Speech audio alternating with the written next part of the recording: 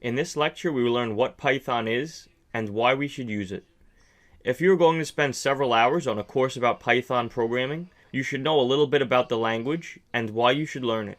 Python was created by Guido van Rossum and released in 1991. It is a high-level programming language and is open source. One main feature of Python is that whitespace, like indentation, is an element of the syntax. The latest version of Python is version 3.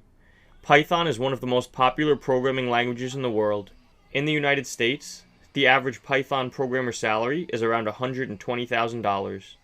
There are more job openings for data scientists and machine learning engineers that know Python than there are for all other languages combined.